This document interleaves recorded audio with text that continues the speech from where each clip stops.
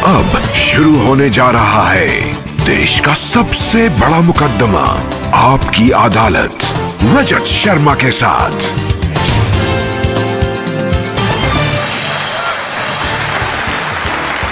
नमस्कार, आपकी अदालत में आपका बहुत बहुत स्वागत है।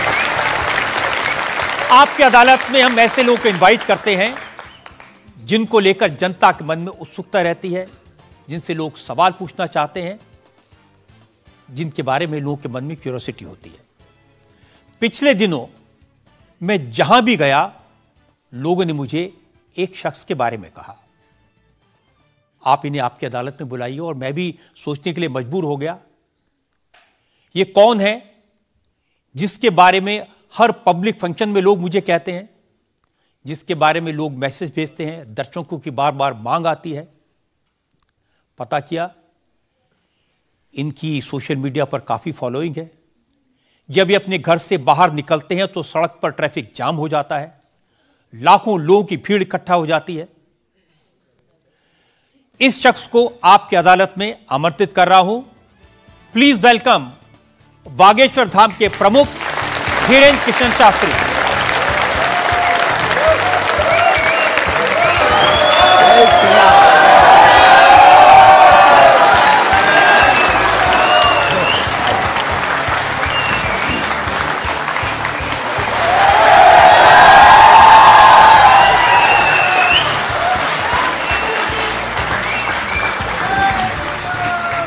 और धीरेन्द्र कृष्ण शास्त्री पर मुकदमे में आज हमारे जज हैं वरिष्ठ पत्रकार विनोद अग्निहोत्री।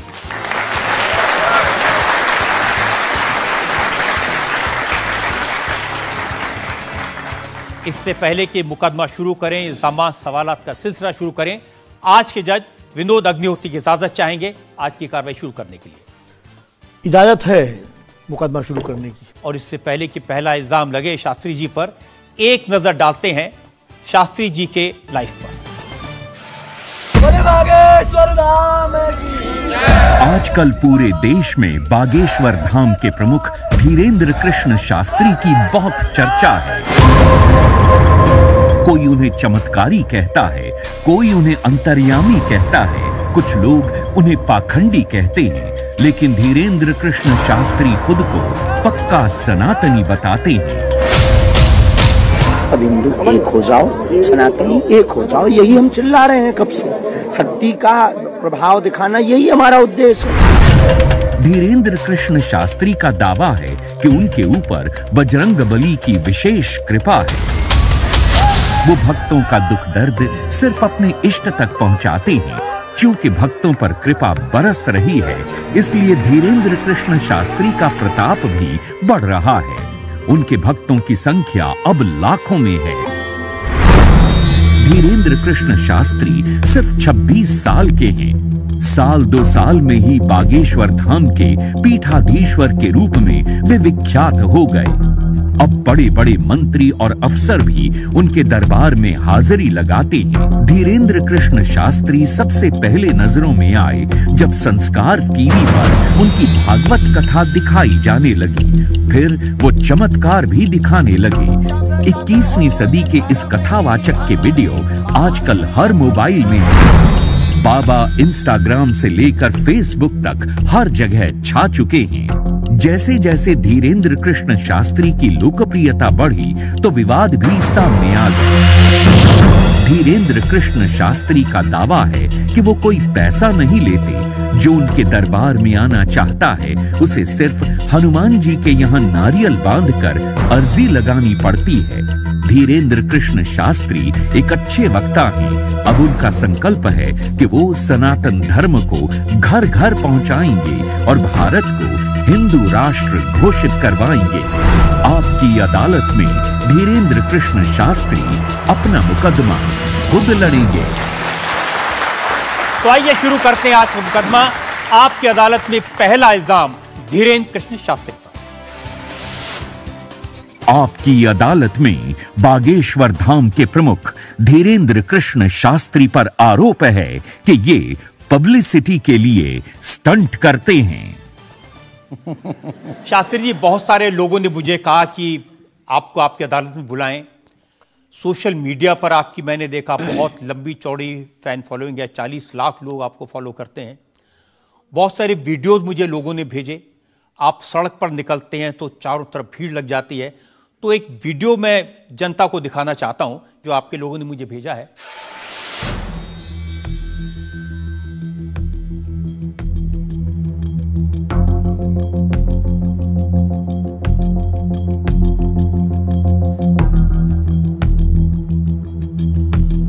तो ये वाकई में शास्त्री जी असली वीडियो है या पब्लिसिटी स्टंट है, बनाया हुआ है? लोगों की अपनी अपनी भावनाएं होती हैं, अपनी दृष्टि से देखने की। ये वास्तविकता एक जगह की नहीं है। जहां जहां बागेश्वर बालाजी का दरबार लगता, जहां जहां बागेश्वर बालाजी की कृपा से दास कथा करने जाता, ये तो कम है, कैमरे में कम आया है, और ज्यादा है।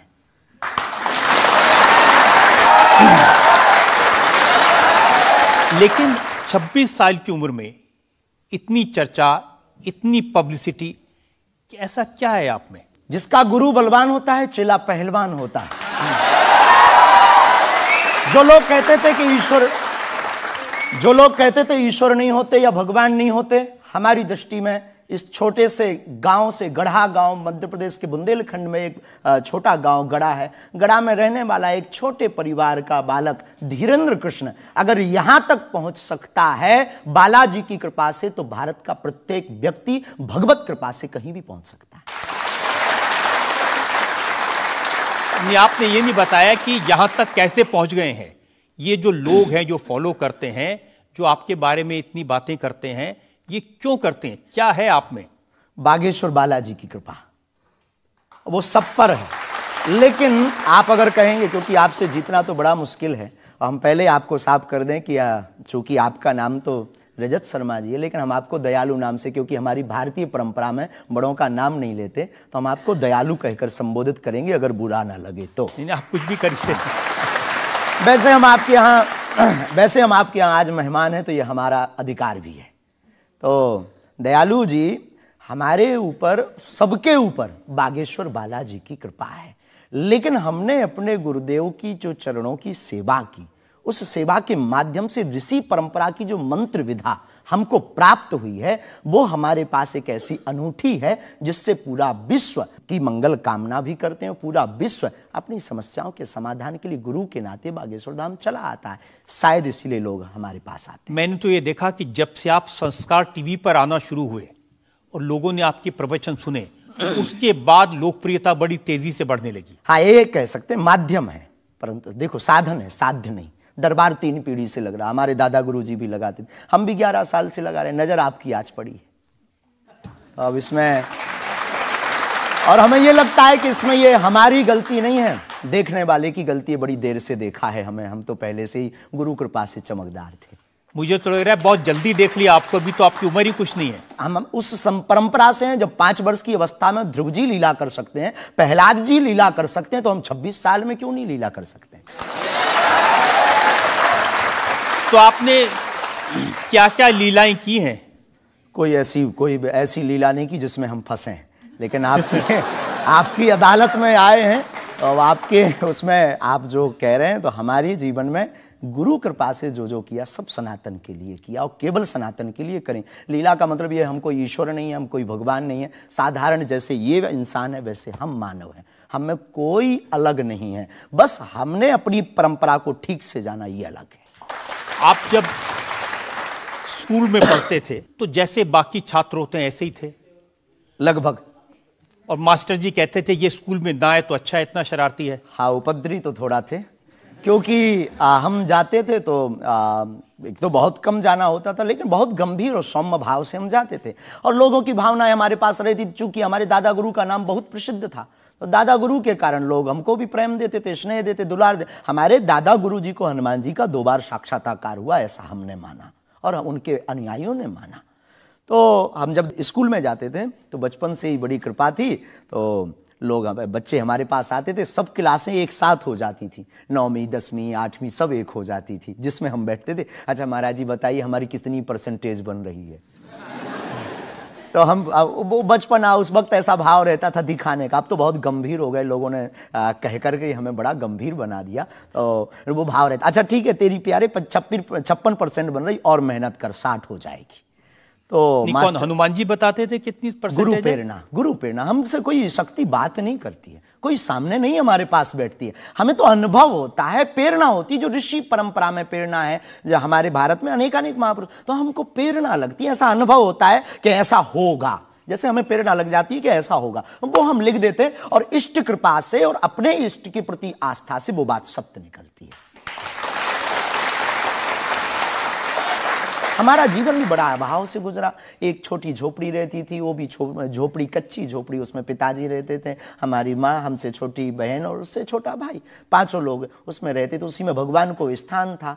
दादा गुरुजी निर्मोही अखाड़ा से साधु थे, तो उन्हें परिवार से ज़्यादा मतलब नहीं था। तो बड़ा अभाव में गुजरा हमारा जीवन, बहुत विचित्र स्थितियों में गुजरा। लेकिन अभाव ने प्रभाव की महिमा बताई और आज प्रभाव ने हमें अभाव की महिमा बताई। तो आप कह रहे हैं कि जब छात्र थे तो साधारण छात्र थे जैसे बाकी बच्चे होते हैं, वैसे आज घर परिवार वैसा था जैसे बाकी लोगों का होता है। कोई नई बात नहीं, कोई ऐसा, हम कोई ईश्वर नहीं है, हम संसार से कोई अलग से ब्रह्मा जी की फैक्ट्री से सेट नहीं भये। हम जैसे दुनिया है वैसे हम हैं। बस गुरु परंपरा और हनुमान जी की कृपा क्या होती है, शायद हनुमान जी ने और गुरु ने हमको चुना ये ललकार कर बताने के लिए, हमें लगता है हमारा। तो इस देश में तो बहुत सारे लोग हैं जो हनुमान जी के भक्त हैं, करोड़ों लोग। हाँ, मंगलवार को शनिवार को मंदिरों में जाते हैं, व्रत रखते हैं, प्रसाद चढ़ाते हैं। तो हनुमान जी ने आपको क्यों पकड़ा? कुछ ज्यादा ही घनिष्ठता होगी हमारी, उनको ज्यादा मोहब्बत हम पर आई होगी। लेकिन इस करोड़ों लोगों में हनुमान जी के लाखों भक्त हैं। उन्होंने अपने लिए मांगा और हमने पूरी विश्व के लिए मांगा। इसीलिए हमें लगता है कि हम में और बाकियों में अंतर है। देखिए आपने क्या मांगा, इसके कुछ वीडियोस मैंने देखे हैं। वाह। आप लोगों से कह रहे हैं कि आपके पास जितना चाहे दान दे दो, अपना मकान दे दो, फ्लैट दे दो, बंगला दे दो, घोड़ा दे दो, गाड़ी दे दो, सोना चांदी, बैंक, एफडी, मंगलसूत्र, अंगूठी, लुगाई लड़का छोड़ के सब मुझे दे दो। ये हमारा डिस्क्लेमर रहता है दरबार के पहले का। लोगों को जो भावनाएं रहती हैं कि गुरु परंपरा के लोग और साधु लोग दरबार इसलिए लगाते हैं, भगवान को इसलिए रखते हैं कि ये कमाई का जरिया बनाते हैं। और हमने अपने दरबार में बैनर लगा करके वो माइक पर ठोक करके बोलते हैं कि यहाँ किसी भी प्रकार का शुल्क, फीस, दक्षिणा नहीं लगता। पर अगर तुम शिष्य मानते हो अपने आप को और हम गुरु हैं, तो गुरु परंपरा के नाते अगर कुछ भी तुम दे दो, अगर आप भी इंडिया टीवी का ये हाउस हमारे नाम करें, हमें कोई दिक्कत, हमें कोई दिक्कत, और लेते भी हैं। लेना बुरा नहीं है, उपयोगिता बुरी है। लेकर के उसका सदुपयोग करते या दुरुपयोग करते, हम लेते हैं। कोई अगर देता है तो स्वीकार करते गुरु के नाते। हम उस परंपरा से हैं जहां अंगूठा तक दान गुरु को दे दिया जाता है, हम भी लेते हैं। कितना कमा लेते हैं? हमारी तो कोई फिक्स कमाई नहीं है, क्योंकि हमारी कोई कंपनी या बिजनेस नहीं है। कोई चढ़ा जाता है, हमारे पास करोड़ों सनातनियों का प्यार, लाखों करोड़ों लोगों की दुआएं, हजारों संतों का आशीर्वाद, इतनी कोई हमारी हिसाब कमाई किताब तो रखता होगा ना कि कितना पैसा आया। जितने सनातनी उतनी कमाई, हिसाब आप लगाओ।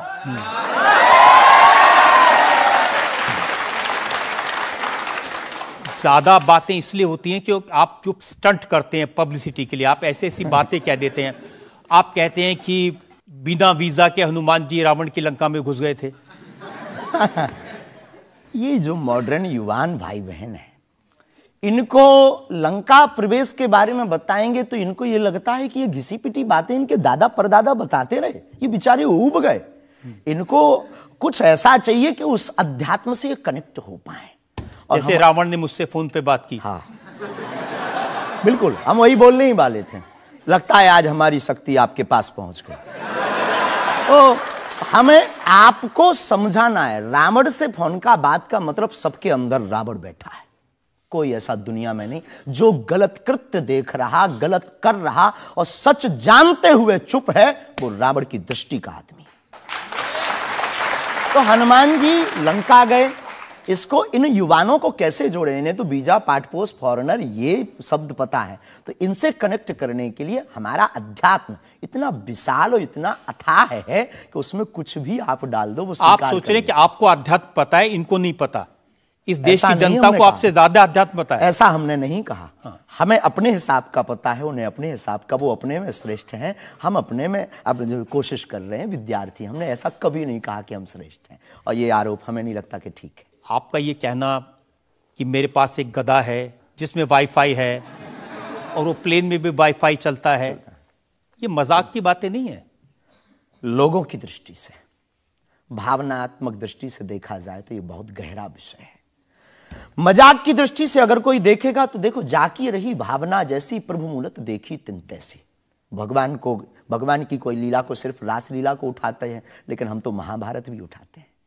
तो अपनी अपनी दृष्टि है, हम ये मजाक में नहीं कहते। हम उनको बताना चाहते हैं कि हमारे देवी देवताओं से जो हमारे इष्ट की परंपरा की जो निशानी है वो अगर नज़दीक रहे, गुरु की निशानी अगर नज़दीक रहे, माता पिता की बातों की निशानी नज़दीक रहे, तो बेटा कभी गलती नहीं करेगा, वो 4 चांद लगाता रहेगा। शास्त्री जी, इसको कहते हैं आप अंधों के शहर में आईना बेचने की कोशिश कर रहे हैं। ऐसा हमारा भाव नहीं है, अपितु हमारा भाव ये है कि उस केवल वाईफाई को हम बताते नहीं, उसकी महिमा भी बताते हैं, और दरबार में आने वाले लोगों को उसकी महिमा का अनुभव भी कराते हैं। तो फिर वो जो बात मजाक की है ना, वो फिर अध्यात्म, आस्था, ईश्वर से जुड़ करके नास्तिक भी आस्तिक बन जाता है। देखिए, आपको भोले भाले लोगों को बताना चाहिए कि भाई ये मैं मजाक में कह रहा हूं, विनोद हम कहते हैं, और ये मैं असल में बहुत बार बोलते हैं विनोद हम कर रहे हैं, हम बहुत बार बोलते हैं। अब कोई हमारे विनोद को सीरियस ले ले तो वो उसका निजी अनुभव है। तो अब मैं लोगों को बता दूं कि एक बार बगैर टिकट पकड़े गए थे आप रेलवे में। हाँ, ये तो बताना चाहिए, बिल्कुल पकड़े गए थे, लेकिन ये भी बताइए कि हम टीटी से ही 1100 रुपया लेकर आए थे। उसी टीटी से लेकर आए थे, और जिस वाईफाई की आपने चर्चा की उसी वाईफाई की दम पर उसके बाप का नाम बताकर लेकर आए थे। इसी तरह की बातें कह के ऐसे दिखाते हैं जैसे चमत्कार कर दिया, जैसे मेरे ऊपर हनुमान जी की बहुत कृपा हो गई, मैं भविष्यवक्ता हूं, और फिर जो भोले भाले लोग हैं वो प्रभावित हो जाते हैं। हमने कभी एक नहीं दावा किया कि हम चमत्कारी हैं। आज भी आपकी अदालत में हम कहते हैं कि हम कोई चमत्कारी नहीं है, हम कोई ईश्वर नहीं है, हम कोई महात्मा नहीं है, हम एक आम इंसान हैं। लेकिन हमारी अपने इष्ट के प्रति आस्था, ऋषि परंपरा के प्रति आस्था है, जो महर्षि वाल्मीकि से पत्र दरबार की महिमा चली है, उस महिमा का हम अनुकरण करते हैं, और उस आस्था में उलझनों में का रास्ता मिल जाता है, तो उसे आप चाहे चमत्कार मानिए अथवा फिर आप अपनी बुद्धि से जो जिसने जो जाना वो हमें माना। देखिए शास्त्री जी, बहुत सारे ऐसे लोग हैं, गरीब हैं, परेशान हैं, बीमारियों से थके हारे हैं, डॉक्टर से आशा छूट जाती है, हॉस्पिटल से आशा छूट जाती है, वो आपके पास आते हैं, वो सोचते हैं यहाँ इलाज मिलेगा। किसी का बच्चा बोल नहीं सकता, किसी का बच्चा चल नहीं सकता, वो लोग बड़ी आस्था विश्वास लेके, जो मैंने जानकारी हासिल की, वो आते हैं, सोचते हैं कि यहाँ से शायद उन्हें कोई रास्ता दिख जाएगा, और उन्हें मिल जाता है। जो आते हैं श्रद्धापूर्वक आते हैं। देखो, जिंदगी में अगर वो परेशान है और डॉक्टर से परेशान होकर के या कहीं से भी निराश होकर के आया और उसे कुछ मिले ना मिले, हम ये तो नहीं कहते, जिसकी जितनी निष्ठा उसको उतना हमारे बागेश्वर बालाजी के दरबार में मिलता है। और अगर नहीं मिलता, अगर उसे जीवन जीने की अगर डांडस और सात्तावना मिलती है, तो क्या ये भी कम है? बिना पैसों में, बिना दक्षिणा दिए, बिना कुछ लगे अगर हनुमान जी से जुड़ रहा, अगर वो प्रभु से जुड़ रहा, अगर उसे जीवन जीने में 4 दिन की जिंदगी है, डॉक्टर ने कह दिया तो मर जाओगे, लेकिन बागेश्वर धाम के नाम से उसके चेहरे पे मुस्कुराहट है कि मेरा हारे का सहारा है, तो अगर ये मुस्कुराहट उसके चेहरे पर आती, इससे किसी को गुस्ताखी क्यों? देखिए, अगर बागेश्वर धाम आने से लोगों का इलाज हो जाता है, तो फिर आपको कैंसर हॉस्पिटल बनाने की क्या जरूरत है? यही तो हम बताना चाहते हैं कि दुआ और दवा दोनों आवश्यक है। हमने ये नहीं कहा कि हम डॉक्टरों के खिलाफ हैं। अब मैंने पूछ लिया तो आपने दवा ऐड कर दिया उसमें। नहीं, हमने औषधालय बागेश्वर धाम पर खुलवाया है, और मंदिर के समीप खुलवाया है। वहां पर ग्राम पंचायत का भवन है, वहां पर आयुर्वेदिक औषधालय है। दुआ और दवा मतलब नीचे दवा है, और वहां ठीक नहीं हुए तो दुआ के लिए चढ़ जाओ मंदिर पर। दोनों काम करें, ठीक है। और ये कोई नई बात नहीं है, हमने ऐड नहीं की, डॉक्टर खुद ऐड करता है, ऑपरेशन करता है, जब ठीक नहीं होता तो वो भी कहता है तुम भी प्रार्थना करो। लेकिन ये सही है कि जिस इलाके में आप हैं उस इलाके में बहुत सारे ऐसे लोग हैं जो इसी तरह पर्ची निकालते हैं, जो इसी तरह दुआ की बात करते हैं। पूरे भारत में ऋषि परंपरा के अनेक लोग हैं, बहुत लोग तो नहीं कह सकते, पर अनेक लोग पूरे भारत में हैं। और केवल हमारे इलाके में नहीं, पूरे भारत में। हमारे इलाके में बागेश्वर बालाजी की महिमा और दादा गुरुजी के पास दरबार से, कृपा से बहुत से महापुरुष और भी। मैं बताता हूँ, एक लवलेश नाम के गुरुजी हैं, 20 साल की उम्र है, और वो भी इसी तरह से पर्ची निकालते हैं। हम कभी ऐसे मिले नहीं, इस भाव से हमारा कभी मिलना नहीं हुआ, और इस विषय पर उनका निज मत हो हम कह नहीं सकते, ईश्वर जाने। नहीं, मत तो पता नहीं, उनके ऊपर रेप का इल्जाम है और वो जेल में है, कह नहीं सकते। तो उस एरिया में ऐसे और भी बहुत सारे लोग हैं। अभी हम अर्जी लगाने के हिसाब से घूमे नहीं हैं। आप कहो तो इस बार जाकर के घूमेंगे कितने लोग हैं। अभी तो हमें एक पता है, छतरपुर जिले में एक गढ़ा गांव है, वहां बागेश्वर धाम है, वहां सदगुरु सन्यासी बाबा से परंपरा चली दरबार की, आप भी आइए। ये बात सही है कि देश में बहुत सारे ऐसे लोग हैं जो कहते हैं हमारे पास सिद्धि है। एक जयपुर में है, उन्होंने बताया कि मैंने कर्ण पिशाच को साधा हुआ है, और वो भी किसी की भी डेट ऑफ बर्थ बता देते हैं, किसी के परिवार वालों का नाम बता देते हैं। हमारे पास ऐसी कोई सिद्धि नहीं, ना हमने ऐसी कोई साधना कर रखी है। हमारे पास सिर्फ अपने इष्ट पर, हनुमान जी पर भरोसा है, जो अष्ट सिद्ध नवनिधि के दाता हैं। ना हम कोई डेट बताते हैं, ना हम कोई नाम बताते हैं, और अगर उनकी कृपा से पता चल जाए तो कोई बुरी बात नहीं। जनता से जो लोग सवाल पूछना चाहते हैं। आमतौर पर क्या होता है कि संत का नाम आते ही हमारे माइंड में एक इमेज बनती है कि दाढ़ी होगी, बहुत ही जो उनकी वेशभूषा होगी बहुत ही सिंपल और सरल होगी, लेकिन आपकी वेशभूषा देख के, टोपी देख के लगता है एकदम कलरफुल रहता है। आपकी दुनिया ही रंगीन है तो साधु को भी रंगीन होना चाहिए। बहुत बढ़िया, बहुत बढ़िया। जब 7 रंगों की भरी दुनिया है माय डियर सिस्टर, 7 रंगों से भरी दुनिया है, तो मुझे क्या दिक्कत है। और हम कोई साधु नहीं, हम कोई महात्मा नहीं, ना हमने चोला ले रखा है। हम एक वर्ण व्यवस्था की बात नहीं करेंगे, हम एक गुरु के शिष्य हैं और आम इंसान हैं। और अगर कोई सरनेम पूछे तो हम शुक्ल वंशीय सरयू पारी ब्राह्मण है। तो जो 7 ब्राह्मणों की वेशभूषा है वो हमने धारण की, गुरु के नाते हमने ये पादुका अपनी एक परंपरा को निर्वाहन करने के लिए धारण की। और टोपी कोई आया तो दे गया, अगर आप कुछ दो बहन हमें तो वो भी स्वीकार है। आप चाहो तो कुछ हमें पहनने को दे सकते हो, हम पहन लेंगे। एक वेबसाइट ने लिखा कि ये जो टोपी पहनते हैं, ये पहनाने वाले से भी कुछ गुरु दक्षिणा लेते हैं। जो कपड़े पहनते हैं, जो कपड़े जिसके दिए पहनते हैं, उससे भी कुछ पैसा लेते हैं। आज तक ऐसा कोई मिला नहीं है, खोज जारी है।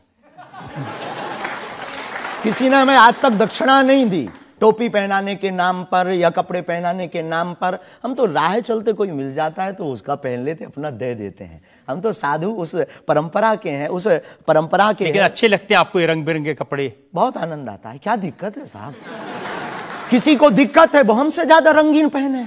एक शायर ने कहा कि जो खानदानी रईस हैं वो मिजाज रखते हैं नर्म अपना, आपका लहजा बता रहा है आपकी दौलत ये शोहरत नई नहीं रही।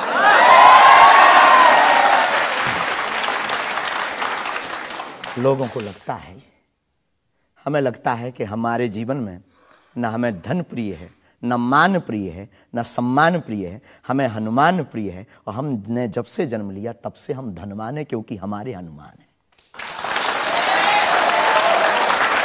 और दुनिया का प्रत्येक हनुमान भक्त धनवान है जिसके जीवन में हनुमान है। अब वो निर्धन है इस दुनिया में जिसके जीवन में भगवान नहीं, वो निर्धन है। और अगर बाप हनुमान हो और धनवान हनुमान हो और उनका भक्त अगर रंगीन ना हो, पीला लाल ना हो, जब हनुमान जी लाल देह लाली से हो सकता तो लाल पगड़ी क्यों नहीं हो सकती? ये मुझे पता चल गया है कि आप इसी तरह की डायलॉग बाजी करके ही इतने पॉपुलर हुए हैं। आपकी अदालत में अगला हिस्सा। आपकी अदालत में बागेश्वर धाम के प्रमुख धीरेन्द्र कृष्ण शास्त्री पर इल्जाम है कि ये असभ्य भाषा का प्रयोग करते हैं। शास्त्री जी, कुछ लोग आपको पीठाधीश्वर मानते हैं, कुछ लोग गुरु मानते हैं, लोग महाराज कहते हैं, बड़ा आदर करते हैं, कोई संत कहता है, लेकिन आप जिस भाषा का प्रयोग करते हैं वो इस गरिमा के अनुकूल नहीं लगती कई बार। जैसे आपने एक पत्रकार को कहा कि तुझे नंगा कर दूंगा, ये साधु की भाषा तो नहीं हो सकती, ये संत की भाषा तो नहीं हो सकती। ब्राह्मण समाज पर कमेंट करने वाले एक व्यक्ति को आपने कहा मूर्ख, ठठेरी के बरे, नकट्टा। तो ये ठठेरी क्या ये होता कोई है? हम जातिवादी नहीं है, पहली बात तो हम ये क्लियर करें। नहीं, ये ठठेरी क्या होता है? ये हमारे बुंदेलखंड का एक भावनात्मक शब्द है, ठठरी। जब माताएं बड़ी आवेश में होती है और बालक कोई गलती कर देता है तो माताएं अपनी बालक को कहती हैं, अरे ठठरी के बरे सुधर जा, न कटा। तो हम बहुत गांव के भोले भाले अनपढ़ गवार आदमी हैं, अंगूठा छाप है, ठीक से पढ़ाई की नहीं, तो गवार आदमी है। तो जो माँ की हमारी जो परंपराएं है, जो पारिवारिक बोलचाल है, उस पारिवारिक बोलचाल में अगर कोई साधु के ऊपर टिप्पणी उठाएगा, रामचरितमानस पर टिप्पणी उठाएगा या भगवान पर टिप्पणी उठाएगा, तो स्वभावश सनातनी हिंदू होने के नाते वो लहजा निकल जाता है और सठे साठ्यम समाचरित। ये भी कौन सी गलत बात है? अगर कोई भगवान को गाली बके और हम उसको श्रीमान जी कहें, स्वामी जी कहें, भगवान कहें, तो हमें तो नहीं लगता कि वो बिना ना मानत जलद जड़ गए 3 दिन बीत और बोले राम सकोप तब भय बिन हो ये न प्रीत। देखिए, आप अपने आप को बड़े पढ़ा लिखा गवार कह करके तो नहीं छुप सकते उसके पीछे। आपने उनसे कहा कि तू मुझे मिल जा, मैं तुझे मसल दूंगा। बहुत अच्छा, हाँ, ये हमने कहा क्योंकि उन्होंने कथावाचकों को पाखंडी कहा था, जिस विषय पर आपने ये टिप्पणी किया है। उन्होंने कथावाचकों, हमने कहा कथावाचक हो सकते पाखंडी, पर पर्टिकुलर नाम लीजिए, सब नहीं हो सकते। इस भारत में जगतगुरु स्वामी रामभद्राचार्य भी है, मुरारी बापू भी कथाव्यास है, पूज्यपाद श्री मलुक पीठाधीश्वर भी कथाव्यास है, उनमें एक दास भी है। ये महापुरुषों पे आज तक कोई इल्जाम नहीं है, और इन महापुरुषों पर इल्जाम नहीं है तो सब कथा। भाई, एक पत्रकार गलत हो सकता, सब नहीं हो सकता। हम अगर सबको कहें कि सब पत्रकार ऐसे होते हैं तो ये हमारी धूर्तता होगी। तो उसने सब कथावाचकों को ऐसा कहा था, तब हमने उसको कहा था कि भाई अगर तुम ऐसा कहो तो महापुरुषों के बारे में तो किसी को नहीं कहना चाहिए, तो बात ठीक है, तय है। रामचरितमानस के बारे में नहीं कहना चाहिए तो तय है। तो उसके लिए अगर ऐसा मसला कह दिया समझाने के लिए, वो है तो हमारा आदमी चेला। लेकिन आपने संत तुकाराम के बारे में क्या कहा? संत तुकार को आपने कहा संत तुकाराम की लुगाई रोज उन्हें मारती थी, रोज पीटती थी डंडे से।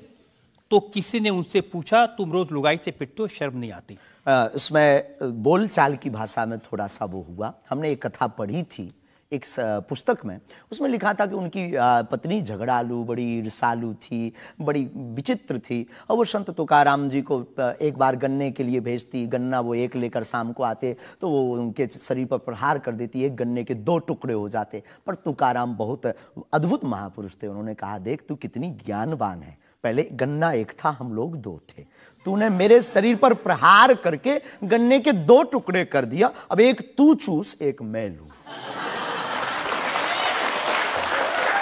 तो लेकिन आपने जो बोलचाल उसमें बिगड़ा जिस अंदाज में कहा था वो सम्मानजनक नहीं था, समाज के लिए असभ्य था, इसमें कोई संदेह नहीं है। लेकिन हम अपनी भाषा से समझने का कोशिश करते हैं, जो कई बार हमारी भाषा लोगों के अनुरूप फिट नहीं है। कभी आपको नहीं लगता कि संत तुकाराम जैसे महान संत के बारे में ये कह दिया, उसके लिए हमने तो गलती माननी चाहिए? बिल्कुल, अगर ये किसी की भावनाओं को ठेस पहुंचा तो संतों के प्रति हमारे हृदय में अथाह प्रेम है, अथाह प्रेम। और हम स्वप्न में भी, हम तो खुद साधु परंपरा से जीवित हुए हैं, नालायक से बोलने लायक संतों के कारण हुए, और हम अगर संतों का अनादर करेंगे तो अपनी जिंदगी में हम रहेंगे कहां?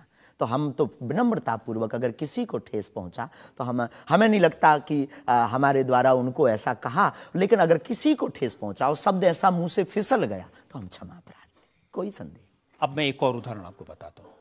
अच्छा किया कि आपने क्षमा प्रार्थना की, करना ही चाहिए साधु संतों के बारे में, अगर गलती से मुंह से कुछ निकल जाए, बहक करके अगर हो जाता तो कोई दिक्कत। आप बात कर रहे थे साईं बाबा के बारे में, और आपने कहा कि हमने सुना वो चांद मियां निकले। हाँ, सुना।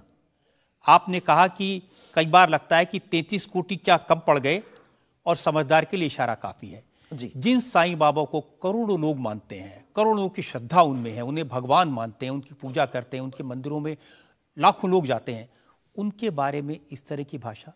बात ये थी, प्रश्न ये था, क्या साईं बाबा हिंदू हैं या मुसलमान? हमने कहा हम तो उस वक्त थे नहीं भाई साहब, अगर होते तो देखते टोपी पहनते थे कि माला। तो हमने जो सुना है, कोर्ट ने कहा, ऐसा एक पत्रकार में पत्र वार्ता में निकला है कि वो चांद मियां हैं। उन्होंने, उनके जो कमेटी के लोग हैं, उन्होंने क्षमा मांगी। तो हमने यही बात उनको बता दी, बस प्रेस की बात बता दी। तो हमसे ज्यादा ये आरोप जिस पत्रकार ने ये छापा है उस पर उठना चाहिए। नहीं, लेकिन आपके कहने से लोगों की भावनाएं आहत हुई। हमारा किसी भी संत के प्रति अनादर नहीं, सब धर्मों के प्रति सम्मान है। जो जिस धर्म को मान रहा, बलपूर्वक उसको मानना चाहिए। हम सिर्फ अपने धर्म के कट्टर हैं, सिर्फ ये बताना चाहते हैं हम। तो साईं बाबा का सम्मान करते हैं आप? बेझिझक, संत के नाते, संत के नाते बेझिझक। हमें बाबा साईं बाबा से क्या आपत्ति है, क्या विपत्ति है? हमें अपने आप से आपत्ति नहीं है, हम किसी साधु से कैसे आपत्ति हो सकती? क्योंकि जिस सनातन धर्म की आप बात करते हैं, वो वसुदेव कुटुंबकम सबसे पहले तो संयम, धैर्य, भाषा पर नियंत्रण, ये सब। लेकिन कब तक धैर्य, कब तक संयम? राम की यात्रा पर कब तक पत्थर सहेंगे? पालघर के संतों को बर्बरता के साथ मारा जाता है, कब तक सहेंगे? रामचरितमानस की प्रतियां जलाई जाती हैं, कब तक सहेंगे? संतों को पाखंडी इस देश में बताया जाता है, कब तक धैर्य और संयम रखें? एक दिन भगवान का भी धैर्य खो गया था और उन्होंने भी बाण मार करके समुद्र को सुखा दिया था और रावण का दमन कर दिया था। तो हम कब तक धैर्य, ये भोले भाले लोग, ये भोले भाले सनातनी कब तक ये धैर्य सहेंगे? और एक बात हम आपकी अदालत में बोल देते हैं, सनातन के लिए अगर हमारे प्राण जाते हों और अगर लोगों की दृष्टि में हम असंयमित हैं तो ये हमें बने रहने दीजिए। देखिए, सनातन धर्म के बारे में आप अच्छी बातें कही, किसी को आपत्ति नहीं है, लेकिन अभी जो आप इतनी जोर जोर से कह रहे थे कब तक बर्दाश्त करें, कब तक बर्दाश्त करें, तो कौन आपको बर्दाश्त करने को कह रहा है? जो ये प्रतियां जला रहे हैं, जो संतों को मार रहे हैं, जो सनातन के खिलाफ झूठा प्रचार कर रहे हैं, जो संतों के खिलाफ और सनातन की संस्कृति को छिन्न भिन्न करने के लिए मूवी बना रहे हैं। जब आप ऐसी बातें कहते हैं ना, तो असदुद्दीन ओवैसी जैसे लोगों को ये कहने का मौका मिलता है कि इन लोगों को अनाप शनाप बातें करने का अधिकार दे दिया सरकार ने। उनको लगता है कि इस तरह की बातें करते हैं उससे समाज में नफरत पैदा होती है, दीवारें खड़ी होती हैं। हम करें तो चोरी, वो करें तो सीना जोरी। उनके मंचों से मारने काटने की बात होती तब नहीं, अक्षरधाम में 40 हिंदुओं को मारा जाता तब नहीं है, उनके खुले मंच पर धर्म परिवर्तन करवाया जाता है तब कुछ नहीं होता है। उनके खुले मंच पर संतों को, कितने संतों की हम आपको वीडियो क्लिप ना दिखा दें, उनके खिलाफ टिप्पणी की, गाली बकी गई, यहां तक कि हमको भी रोज 500 गालियां आज दी जा रही। तो क्या ये सही है? शास्त्री जी, हिंदू समाज में भी ऐसे बहुत सारे लोग हैं जो इस तरह की भाषा का इस्तेमाल करते हैं, जो इस तरह की धमकियां देते हैं, जो दूसरे धर्मों की भावनाओं को हमें नहीं आहत लगता करते कि हैं। हिंदू समाज धमकियां देता है, जवाब दे। समाज नहीं, हिंदू समाज में भी कुछ लोग ऐसे वो हैं, कुछ लोग अगर जो हैं इसी तो तरह का भाषा का इस्तेमाल सबका करते तो नहीं कह सकते, हाँ। पर हम प्रति उत्तर दें। नहीं, जो लोग ऐसे लोग हैं उनके लिए भी आपको उसी सख्ती से बोलना चाहिए। हम किसी भी पंथ के विरोधी नहीं हैं, हम सनातन धर्म के कट्टर हैं और सनातन का विरोध, हमें मुसलमानों से डर नहीं है, ना पादरियों से, ईसाइयों से, अपने में भी रहने वाले कुछ जयचंदों से भी डर है जो सनातन का विरोध कर रहे हैं, हम उनके खिलाफ भी बोलते हैं। और ये जो मसलने वाला विषय है, ये मसलने वाला विषय जो हमने बोला है वो किसी मुसलमान के लिए नहीं बोला, एक हिंदू व्यक्ति के लिए ही बोला जब उसने संतों पर उंगली उठाई थी। और बोलना हमें मौलिक अधिकार है, हम भी भारतीय नागरिक हैं। मुसलमानों से कुछ परेशानी है? बिल्कुल भी नहीं, हमारे तो मित्र भी हैं। मैंने तो ये भी सुना कि आपकी बहन की शादी एक मुसलमान से पैसे लेकर सहयोग आपने दी, करवाई हाँ। थी। आज भी हमारा मित्र, अभी 5 दिन पहले ही मिला, चाय भी पी। और हमारा लगभग 500-600 मुसलमान परिवार हैं जो आत्मा से जुड़े हैं। इस भारत का प्रत्येक नागरिक अपने हृदय पर अगर हाथ रखे ना, अब मीडिया में वो कुछ भी बोले तो उसकी रंगों में राम और कृष्ण का ही ब्लड बह रहा है। तो हम मानवता के पुजारी हैं, हम मानवता के पुजारी हैं, जातियों के या पंथ के पुजारी नहीं। हम इसको लेकर मेरे पास और इल्जाम है। हम एक ब्रेक के रुकेंगे और ब्रेक के बाद आपकी अदालत में धीरेन्द्र के शास्त्री पर इल्जामात और सवालात का एक और आपकी अदालत में अगला इल्जाम। आपकी अदालत में बागेश्वर धाम के प्रमुख धीरेन्द्र कृष्ण शास्त्री पर आरोप है कि ये अपने विरोधियों को धमकी देते हैं। शास्त्री जी, सुना है कि विरोधियों को धमकी दे रहे थे आप, लेकिन आजकल आपको भी धमकियां मिलने लगी हैं। आपको भी लोग कह रहे हैं कि जान को खतरा है। हाँ, ये कोई नई बात नहीं है। इस भारत में जब जब भी सनातन की बात किसी ने पुरजोर तरीके से उठाई है तो उसको मिटाने के लिए और उसको डिगाने के लिए तरह तरह के स्वांग और षड्यंत्र, तरह तरह के प्रायोजित ढंग से उसको फंसाने के उपाय किए गए हैं। लेकिन सिर पर सीताराम, फिकर फिर क्या करना। और रही बात धमकी की, तो साधु परंपरा में या हम अपनी गुरु परंपरा में कभी किसी को धमकी नहीं देते हैं। हम सिर्फ ये कहते हैं कायदे में रहोगे तो फायदे में रहोगे। आपके लिए सुरक्षा की मांग करने के लिए आपके समर्थकों ने जंतर मंतर पर एक प्रदर्शन किया, उसका वीडियो मैंने देखा है। और जो लोग बागेश्वर धाम के नाम पर वहां प्रदर्शन कर रहे हैं, वो कह रहे थे अब चाकू छोड़ो, तलवारें रखो, अब इन लोगों को गोली मारो। और वो लोग बहुत ही हिंसक भाषा का इस्तेमाल। ये बिल्कुल भी कतई हमें पसंद नहीं है और इसकी छूट हमने कदापि किसी को नहीं दी है, क्योंकि हम स्वयं ये कहते हैं कि जिंदगी में याद रखना, सनातन धर्म वो धर्म है जो अहिंसा का पुजारी है और हम हिंसा के पक्षधर नहीं है, क्योंकि हिंदू का अर्थ ही होता है जो हिंसा का दमन करे। लेकिन आपने तो कुछ रिएक्ट ही नहीं किया। वो आपके स्पोक्स पर्सन हैं, उन्होंने आप कहा कि अरे तुम सब कब मारोगे, जब सब मर जाओगे, ईसाइयों को, मुसलमानों को कब मारोगे।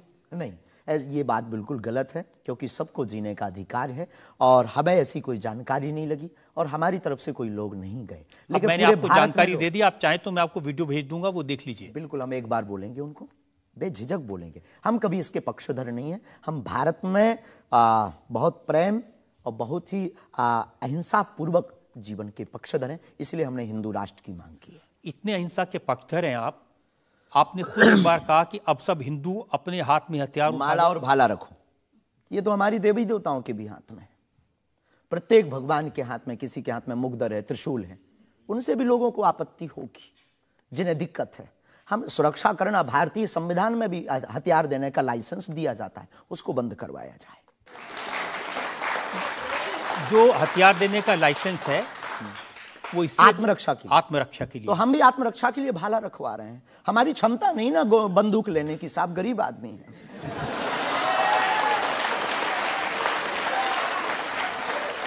जब आप इस तरह की बातें करते हैं ना, तो फिर सवाल ये उठता है कि आपकी सुरक्षा के लिए टैक्स पेयर क्यों पैसा दे, जनता क्यों पैसा दे। आप इस तरह की बातें करेंगे, भाला की बात करेंगे, बंदूक की बात करेंगे, गोली की बात करेंगे, तो धमकी मिलेगी। हाँ मिलेगी, लेकिन हमने कभी बंदूक की बात नहीं की, हमने भाला और माला की बात की। और रही बात सुरक्षा की, तो प्रत्येक नागरिक की सुरक्षा करने की जिम्मेदारी भारत सरकार की है और हमें अपने इष्ट और भारत की सरकार पर भरोसा है, वर्तमान सरकार पर भरोसा है। साधु संत के तुम रखवारे, असुर निकंदन राम दुलारे। एक तो हमारा पहला भरोसा ही है, हमारे इष्ट हमारे हनुमान जी है। और हमारा ये धमकी नहीं है, और बार बार मरना नहीं, एक बार बचना नहीं, तो डरना किस बात का। तो जब तक जिएंगे, प्राण अगर जाते हो चले जाएं, पर सनातन की चर्चा, घर घर राम पहुंचाने की चर्चा नहीं हम छोड़ेंगे। वो 50 उपाय कोई करें।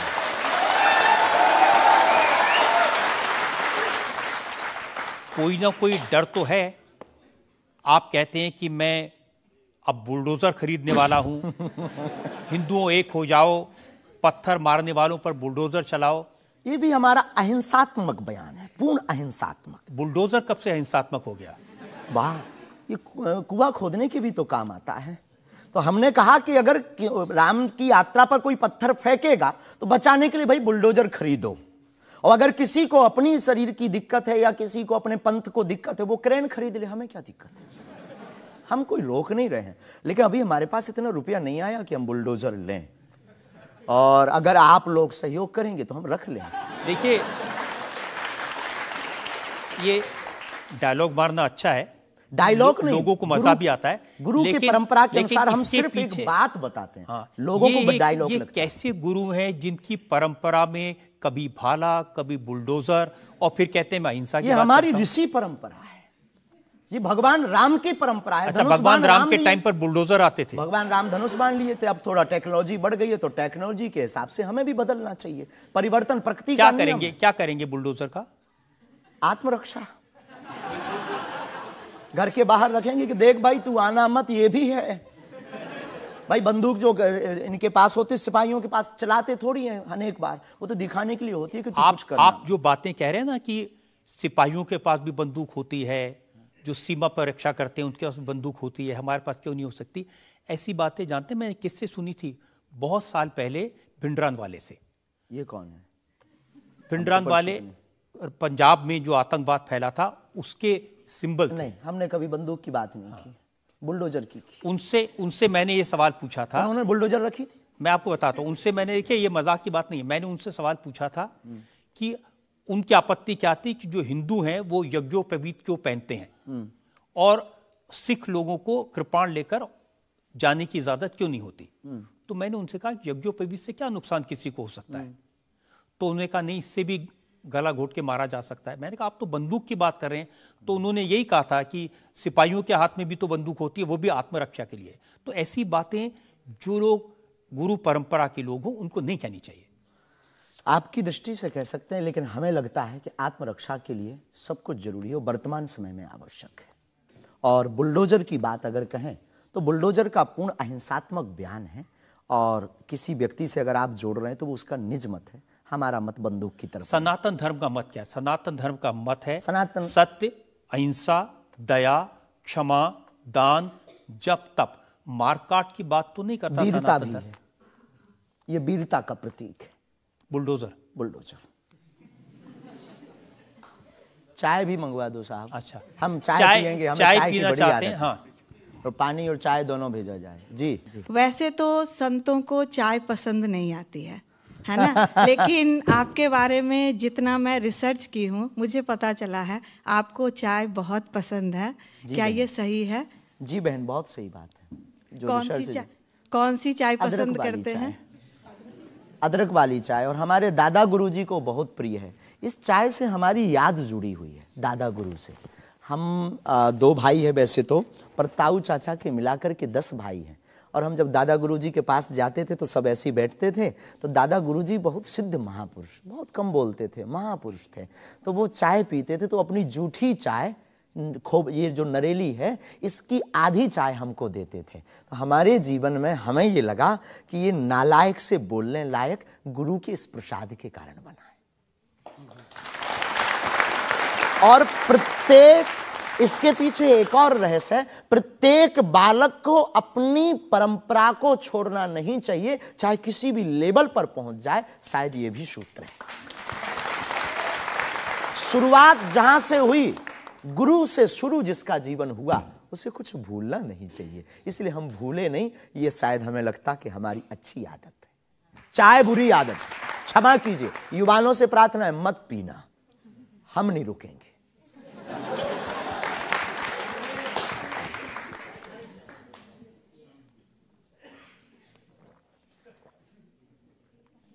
और हमारे दादा गुरु ने तो श्लोक भी बनाया है, कहो तो सुनाऊं? चाय पर श्लोक। चाय पर श्लोक आपने नहीं सुना होगा, एक बार केटली गर्भ संभूतम शक्कर पत्ती मिश्रितम कप मध्य विराजते देवी ओम चाय चंडिकाय नमो नमः। और केवल इतना ही नहीं, चाय और चाह दोनों जिंदगी में बहन जरूरी है। चाय हमारे लिए जरूरी है क्योंकि हमें लगता कि चाय से गुरु की याद आती है, और जिससे ईश्वर की याद आए वो बुरी चीज भी अच्छी है। और चाह, परमात्मा को पाने की चाह भी जिंदगी में बहुत जरूरी है। जिसके अंदर ईश्वर को पाने की चाह होती, वो आदमी भी नंबर 1 का होता। चाह पैसों से आनों में आती रही, चाह आनों से रुपया बनाती रही, चाह रुपयों से नोट बुनाती रही, चाह नोटों से कोठी चुनाती रही, चाह कोठी में मोटर मंगाती रही, चाह मोटर से होटल में जाती रही, चाहे होटल में बोतल खुलाती रही, चाहे क्या क्या ना करती कराती रही। चाहे मोटर से होटल में जाती रही, चाहे होटल में बोतल खुलाती रही, चाहे क्या क्या ना करती कराती रही, चाहे पाली जिन्होंने वो पीले हुए चाहे छोड़ी जिन्होंने वो रसीले हुए, चाहे जी से लगी जी जरा हो गया, चाहे हरी से लगी जी हरा हो गया। अब एक ही चाहे हमको चाहिए, वो अगर चाहे हनुमान जी तो फिर क्या चाहिए।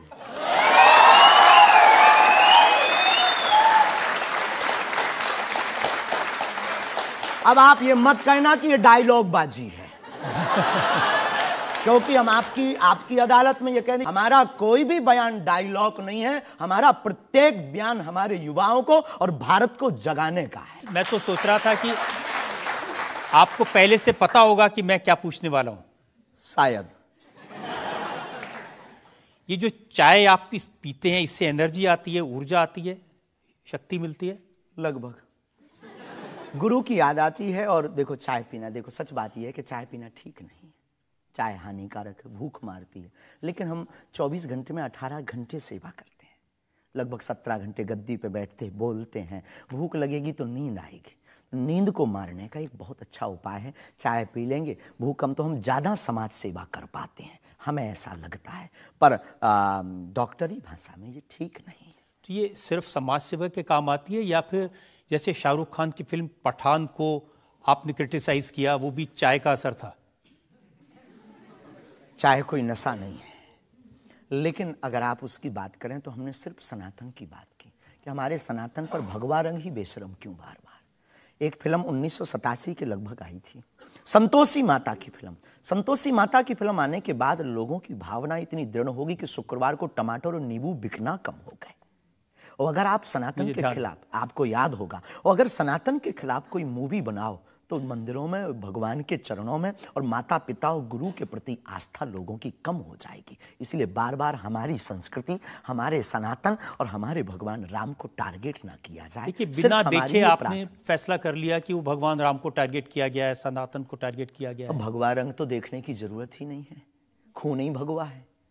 रंग से किसी धर्म को जोड़ना ये तो ठीक नहीं। ये देश तिरंगे का देश है और तिरंगे में तीनों रंग हैं। बिल्कुल है, और सब रंगों का सम्मान करना चाहिए। तो है, तो हमने कभी, अच्छा तो भगवा रंग, हरा रंग भी तो बेशरम हो सकता है। हाँ, क्यों नहीं हो सकता? हो सकता है ना। हाँ। बस यही हमारी मांग है। देखिए, ये इस तरह की जो मांगे करते हैं ना, उसी पर मुझे आपत्ति है। आप कहते हैं ये भारत राष्ट्र हिंदू राष्ट्र बने, बेझिझक बने, हिंदू राष्ट्र बनेगा। ये जातिवाद, हम जातिवाद के खिलाफ हैं। कब तक गालियां जातिवाद के नाम पर, कब तक राजनीतिक रोटियां सेकी जाएंगी? ये बंद करो अब। कब तक जातिवाद के नाम पर वोट लेंगे? आप ये बंद करो। भारत को हिंदू राष्ट्र बनाओ, सामाजिक समरसता होगी, सब में समानता होगी, सौहार्दता होगी, न पत्थर गलेंगे, न रामचरितमानस जलेगी, न राम के ऊपर कोई टिप्पणी होगी। हिंदू राष्ट्र होगा तो राम राज्य आ जाएगा। भारत विश्व गुरु है। शास्त्री जी, ये जो देश है ना, ये भारत के संविधान से चलता है। वो संविधान जो बाबा साहब अंबेडकर ने बनाया था। क्षमा कीजिए, हम उसके आदर करते हैं, हमारे पूर्वजों ने स्वीकार किया। कहां आदर कर रहे हैं? वो संविधान कहता है ये धर्मनिरपेक्ष राज्य है, इसमें रिलीजन के नाम से इसको देश नहीं बनाया जा सकता। संविधान का प्रथम पृष्ठ ही भगवान राम के चित्र से प्रारंभ होता है। हाँ, बिल्कुल। संविधान का प्रथम पृष्ठ, जिस देश का संविधान भगवान राम से प्रारंभ हो, तो क्या वो हिंदू राष्ट्र, राम राज्य नहीं हो सकता है? वही संविधान जो भगवान राम के पृष्ठ से शुरू होता है, वही संविधान कहता है कि भारत एक धर्मनिरपेक्ष राज्य है। हमने ऐसा सुना है, पढ़ा नहीं है, पूछना नहीं, पंथ निरपेक्ष कहा है। धर्म तो सिर्फ सनातन नहीं, धर्मनिरपेक्ष। हाँ, तो धर्म सिर्फ सनातन है, बाकी सब पंथ। देखिए, और जो देश धर्मनिरपेक्ष नहीं होते, जैसे हमारे पड़ोस में पाकिस्तान धर्म के आधार पर बना, उसका क्या हाल है ये आप देख रहे हैं। देख रहे हैं। लोगों के पास खाने को रोटी नहीं है, आतंकवाद चरम सीमा पर है। जब इस्लाम के नाम पर देश बनेगा, धर्म के नाम पर बनेगा, तो ये होगा। बिल्कुल बात सही है आपकी, लेकिन हम आपको बता दें, बाकी सब पंथ हैं, धर्म सिर्फ सनातन है। सुप्रीम कोर्ट के सामने ये मामला आया था, और सुप्रीम कोर्ट ने क्या कहा था, एग्जैक्ट वर्ड्स में आपको बताता हूं। सुप्रीम कोर्ट ने कहा कि भारत जैसे धर्मनिरपेक्ष देश में धर्म के आधार पर घृणा फैलाने की, लोगों को बांटने की गुंजाइश नहीं है। जी, सुप्रीम कोर्ट तो ये नहीं करना चाहिए। हमारी तरफ से आदर है, लेकिन भारत हिंदू राष्ट्र था, है, बस घोषणा की जरूरत है। देखिए, आप रंग के नाम पर फिल्मों का विरोध करते हैं, आपने कहा कि ये फिल्म नहीं चलने देंगे। हम सिर्फ सनातन के विरोधियों का विरोध करते हैं, कोई रंग से, कोई व्यक्ति से, किसी संप्रदाय से हमारा कोई विरोध नहीं। सनातन के विरोधी से हमारा विरोध है, वो किसी भी बिरादरी या समुदाय या समाज का, चाहे भले ही क्यों। आपको यह भी समझना होगा, जिस फिल्म का आप इतना विरोध कर रहे थे, जिसको आप कह रहे थे कि लोग देखने ना जाएं, उसको करोड़ों ने देखा और वो लोग सुपरहिट फिल्म हुई। होनी भी चाहिए। हमने सुना सुधार भी किया है, और सुधार करके कोई करे तो फिल्मों से हमारा कोई विरोध नहीं है, क्योंकि वो एक कला है और कला के प्रति हमारा सम्मान है। नहीं, लेकिन आप तो बार बार कभी आप आमिर खान की फिल्म का जिक्र करते हैं, कभी क्योंकि वो पीके वाली मूवी बना करके भगवान को गाल पर चिपका करके शंकर जी को बाथरूम में बंद करता है। तो क्या ये सही है? जिसके प्रति हमारी आस्था है, लाखों लोग कहेंगे इस बात को सुनने के बाद, जिनके प्रति हमारी आस्था है उनके साथ ऐसा मजाक किया जाए, भगवान के साथ खिलवाड़ किया जाए, क्या ये सही है? और उसकी बात बोलना अगर विरोध है तो हम मरते दम तक विरोध करेंगे। शास्त्री जी, मुझे कभी कभी लगता है कि चूंकि आपकी उम्र कम है, जैसे आप भिंडरान वाले को नहीं जानते, ऐसे ही फिल्मों का इतिहास भी आप नहीं जानते। एक फिल्म आई थी बैजू बावरा, उसमें एक भजन था मन तड़पत हरि दर्शन को आज, जो सबसे हिट था। इसे लिखा शकील बदायूनी ने, म्यूजिक दिया नौशाद ने, गाया मोहम्मद रफ़ी ने। हम आपको बहुत विनम्रता पूर्वक कहें कि हम किसी भी समुदाय के विरोधी नहीं हैं। पुनः हम कहते हैं, हम रहीम को मानने वाले और कबीर का सम्मान करने वाले हैं। हम शेख मुबारक के साथ मित्रता निभाने वाले। ये आपको समझने की जरूरत है, ये मलिक मोहम्मद जायसी और रसखान का देश है, जहां पर उन्होंने भगवान का गुणगान किया। हमने कभी विरोध नहीं किया, सम्मान किया, रसखान के पद गाए। रसखान के प्रति हमारा आदर है, और भारत में सामाजिक सौहार्दता बनी रही है हमारी मांग है।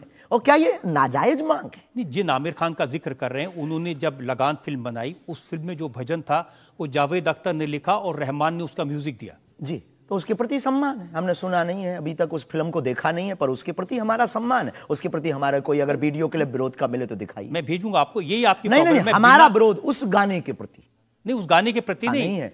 बस हमारा तो सिर्फ सनातन की बात है, फंडा सिर्फ सनातन।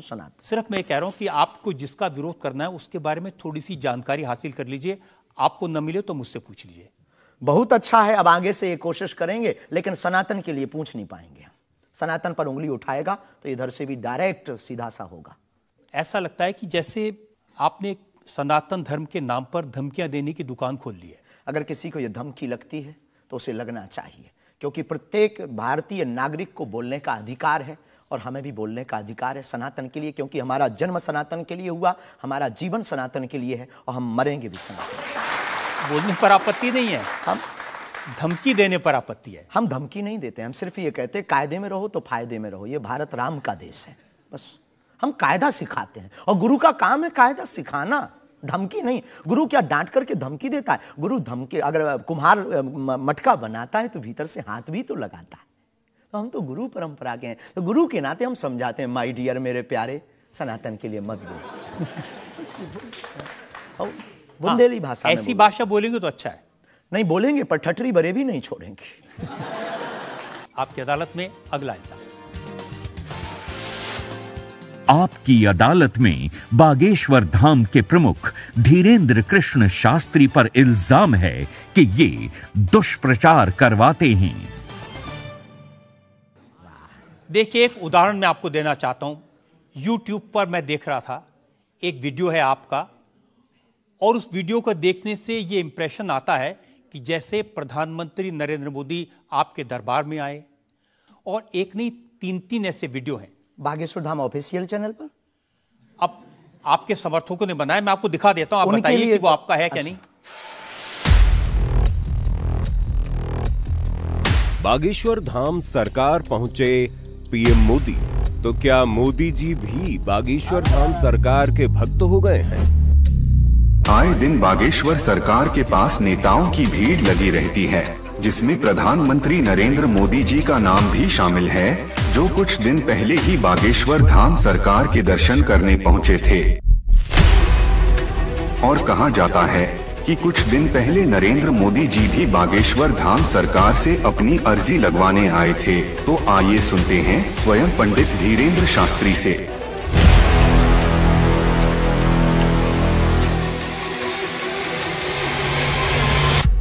मोदी जी को ये प्रोजेक्ट करते हुए जैसे बागेश्वर धाम आए, मेरी जानकारी है कि 3 वीडियोस हैं, उनमें से एक बागेश्वर धाम का है।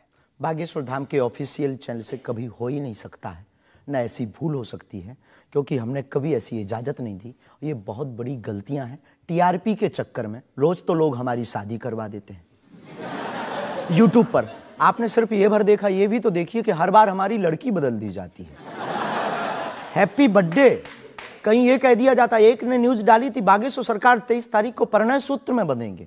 संतों के फोन आने लगे। तो ये सिर्फ मीडिया पर, चूंकि बागेश्वर धाम बहुत सर्च हो रहा, और हनुमान जी भला सर्च हो क्यों ना, हनुमान जी तो लोगों की श्वास में, ये पवन पुत्र हैं। तो लोग बागेश्वर धाम बालाजी के नाम से सर्च करते हैं, तो लोगों को जो कुछ यूट्यूब वाले हैं, सब नहीं, कुछ यूट्यूब वाले हैं जो अपनी व्यूअरशिप बढ़ाने के चक्कर में इस प्रकार का कुकृत्य करते हैं, जो दुष्प्रचार है। और बागेश्वर धाम ने इस पर अनेक बार कार्रवाई भी की, उनके खिलाफ नोटिस भी भेजा, और अनेक बार डिस्क्लेमर भी बागेश्वर दरबार में हमने दिया है कि किसी भी प्रकार की भ्रामक जानकारी से बचें। धाम का इस प्रकार से कोई भी लेना देना नहीं है। ये खुद की निजता के साथ वो बेफुजूली के कार्य कर रहे हैं, और बागेश्वर धाम इसके लिए कानूनी कार्रवाई भी करवाएगा। शास्त्री जी, प्रधानमंत्री को लेकर इस तरह की वीडियो बागेश्वर धाम के नाम से जाएं, तो आपको नहीं लगता कि ये भोले भाले लोगों के लिए मिसलीडिंग है? लोग ऐसी बातों पर भरोसा कर लेंगे। धाम से तो हुआ नहीं, कोई कर रहा हो तो खबर नहीं है, पर कर रहा जो उसके खिलाफ कानूनी कार्रवाई। अगर आपके नाम ले भी कोई कर रहा है तो भी आपको कोई एक्शन लेना चाहिए। आपने कुछ कार्रवाई की है? हाँ, अनेक बार नोटिस भी भिजवाया है, अनेक बार कितने चैनलों को बंद करवाया है। जो कई बार कोई खान के खिलाफ कर देते थे हमारे लिए, कई बार कोई धमकी डाल दे, बागेश्वर धाम पहुंचे जेल, अब वो ऐसी हथकड़ी हो, वो पुलिस अगल बगल लगा देते थे। तो इनसे हमारी आपके सोच से भी प्रार्थना, इसको बहुत देखा जाएगा, आपकी अदालत को जब भी देखा जाए, इस प्रकार की भ्रामक जानकारी से बचें। हम इस प्रकार, कोई भी हमारा दरबार या कथा प्रदर्शन का विषय नहीं है, हमारी कथा और दरबार दर्शन का विषय है। तो आपकी तरफ से मोदी जी के वीडियोस को लेकर के क्या कार्रवाई की गई? इसमें अभी इसकी हमें आज पता लगा है कि मोदी जी का बना है। पूर्व में हमको वो जेएलएल वाला बताया था, हमें इसका ज्ञान नहीं है, लेकिन हम जाते ही तुरंत आपकी अदालत के बाद लीगली कार्रवाई एफआईआर अपने अमुक थाने पर करवाएंगे। अच्छा, इसके अलावा और भी बहुत सारे वीडियोस हैं। देवेंद्र फडणवीस का है, मनोज तिवारी का है। ये तो आए थे। ये भी फर्जी वीडियो है? अरे नहीं, ये तो आए थे, इनके मत करवा दियो। ना ना ना, ना। देवेंद्र फडणवीस जी भी आए थे, मनोज तिवारी हमारे बहुत प्रिय शिष्य हैं, वो भी आए थे, और बहुत आए हैं, पर मोदी जी नहीं आए हैं। हाँ, ये बता देते हैं। तो इन पे एफआईआर जी डिलीट ना करवा दियो, आप रोक दियो। लेकिन आपके 1-2 सेंटेंसेस हैं जिसमें आप कुछ मोदी जी कह रहे हैं, मोदी जी आइए। हाँ, वो हम लंदन में दरबार में थे, ये शायद उससे अगर ये जोड़ा हो, पूरा तो देखा नहीं, उससे जोड़ा हो तो खबर नहीं, हौस नहीं। मोदी जी वो जहाँ लंदन में राम कथा हम कर रहे थे, तो श्री राम मंदिर के, सनातन मंदिर के जो प्रमुख हैं वो एक मोदी जी हैं, और वो भी गुजराती हैं।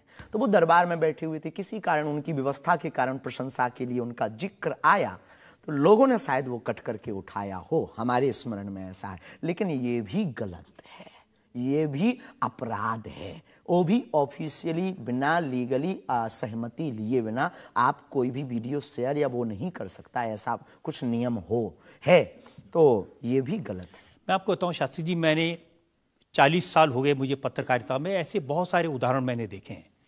चंद्रा स्वामी को उदाहरण देखा था, वो नरसिम्हा राव के साथ उनकी तस्वीरें, राजीव गांधी के साथ उनकी तस्वीरें, जॉन मैकेंद्रो के साथ तस्वीरें, लिज टेलर के साथ, ये अंतर्राष्ट्रीय ख्याति प्राप्त लोग हैं, और वो ये तस्वीरें दिखाकर अपनी दुकान चलाते थे। और वाकई में जो दुनिया के बड़े बड़े लीडर्स थे, उनसे उनकी पहचान थी। ब्रुनई के सुल्तान उनके शिष्य बन गए थे इसी वजह से। अफ्रीकन कंट्रीज के प्रेसिडेंट थे मोबुतू, वो उनके शिष्य बन गए थे। हमारा कभी भी भाव, कोई आवे सब सम्मानीय है। हमारा ये भाव नहीं है कि हम आपकी फोटो दिखा करके लोग हमको माने। देखो, आप हमारी मीडिया पर प्रचार कर सकते हो, पर अगर दम नहीं होगी, सत्यता नहीं होगी, तो व्यक्ति एक बार आएगा, लौटकर कभी नहीं आएगा, आपको भी गाली देगा, हमको भी गाली देगा। तो ये माध्यम हो सकते हैं, साधन हो सकते, साध्य नहीं। तो हमारा ऐसा भाव नहीं, क्योंकि हमारे पास जो है वो खुली किताब है, ऊपर से नीचे तक, और हम कभी ये नहीं चाहते कि लोग देखें। अब कोई देख रहा तो वो उनकी दृष्टि और उनकी आंख है। हम तो सिर्फ ये चाहते हमें हमारा परमात्मा हनुमान जी देखें, बस। क्या चाहते हैं आप हनुमान जी से? सनातन धर्म और हिंदू राष्ट्र। फिर भी मांग पूरी नहीं होगी। अगर हिंदू राष्ट्र आप कह देंगे कि बन गया तो हम अखंड भारत मांगेंगे।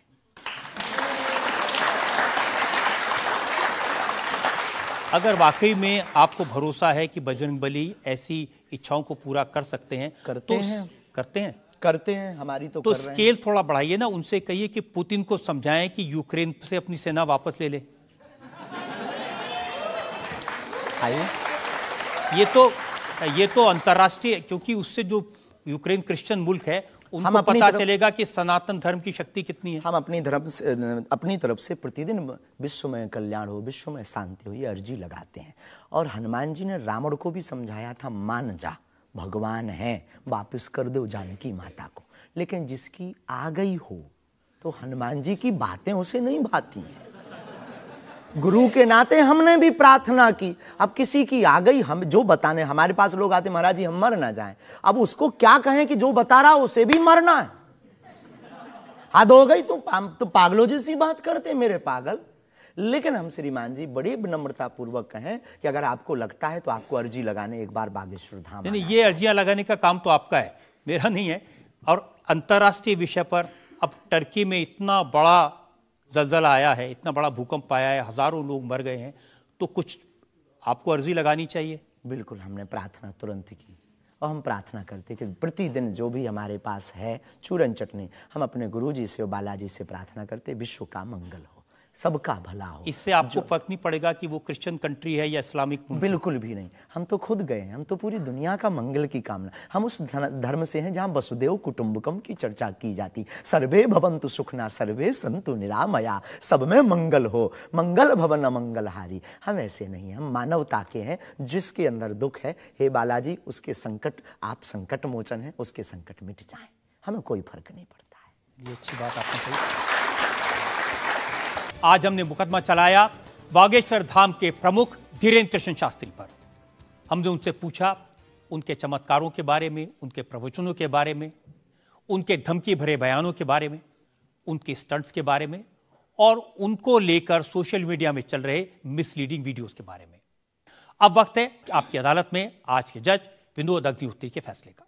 बागेश्वर धाम के प्रमुख आचार्य श्री धीरेन्द्र शास्त्री पर लगे सभी आरोपों और उनके जवाब सुनने के बाद अदालत इस निष्कर्ष पर पहुंची है कि ऋषि और संत परंपरा वाले इस देश में उन्हें भी अपने विचार लोगों तक पहुंचाने का अधिकार है।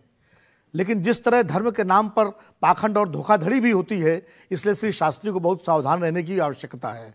अदालत तमाम इल्जामों से श्री धीरेन्द्र शास्त्री को बाइज्जत बरी करते हुए निर्देश देती है कि बागेश्वर धाम बालाजी सरकार श्री हनुमान जी की कृपा से उन्हें यदि कोई सिद्धि और प्रसिद्धि मिली है तो उसका उपयोग लोक कल्याण और समाज की नैतिक आध्यात्मिक उन्नति के लिए करें और देश समाज में प्रेम, शांति, सद्भाव का वातावरण बनाने में सहायक हों। शास्त्री युवा हैं, इसलिए उनमें जोश स्वाभाविक है, परंतु जोश के साथ साथ होश भी अत्यंत आवश्यक है। अदालत अपेक्षा करती है कि उनकी वाणी में संयम, करुणा और क्षमा से अभिभूत रहेगी। आशा है कि धीरेन्द्र शास्त्री सनातन धर्म के इन्हीं शाश्वत मूल्यों के साथ भारतीय संत परंपरा को आगे बढ़ाते रहेंगे।